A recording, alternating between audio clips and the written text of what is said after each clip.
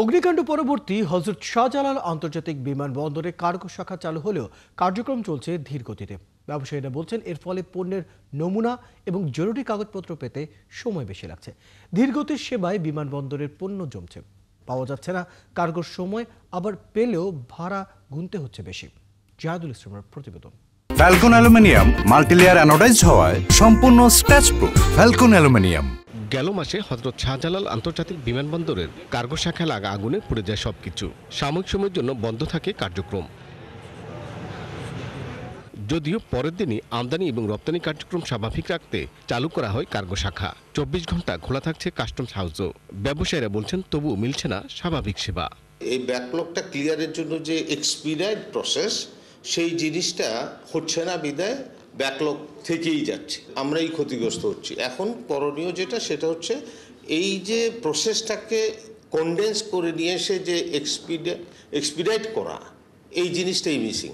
পোশাক রপ্তানিকারক সংগঠন বিজিএমইএ বলছে ধীরগতির কার্যক্রমে আর্থিক লোকসানের পাশাপাশি ক্রয়দের হাতছাড়া হওয়ার আশঙ্কা দেখা দিয়েছে।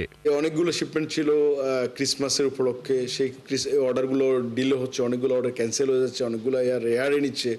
আবার এয়ারের যে ফ্রেড, এই ফ্রেড দিয়ে অনেকে এফোর্ড করতে পারতেছে না, আলটিমেটলি আসলে গার্মেন্টস মালিকরা সাফার করতেছে। International air express association of Bangladesh বলছে কার্গো শাখার আগুনে যন্ত্রপাতি পুড়ে যাওয়ায় বর্তমান কার্যক্রম চলছে সনাতনী পদ্ধতিতে।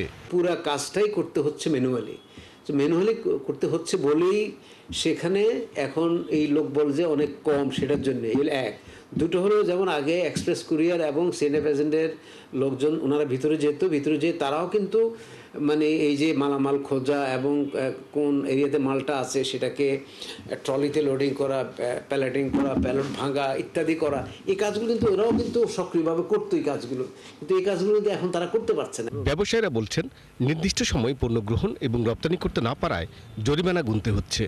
কার্গো শাখায় আগুন লাগার পর এর কার্যক্রম অনেকটাই যেন গতিহীন এবং চলছে ধীর গতিতে। ব্যবসায়ীরা বলছেন তাদের চাহিদার সাথে তাল মিলিয়ে কার্গো সেবা দ্রুততম সময়ে নিশ্চিত করা না গেলে এর ক্ষতি হবে আগুন লাগার চেয়েও বেশি এবং প্রভাব থাকবে দীর্ঘমেয়াদী।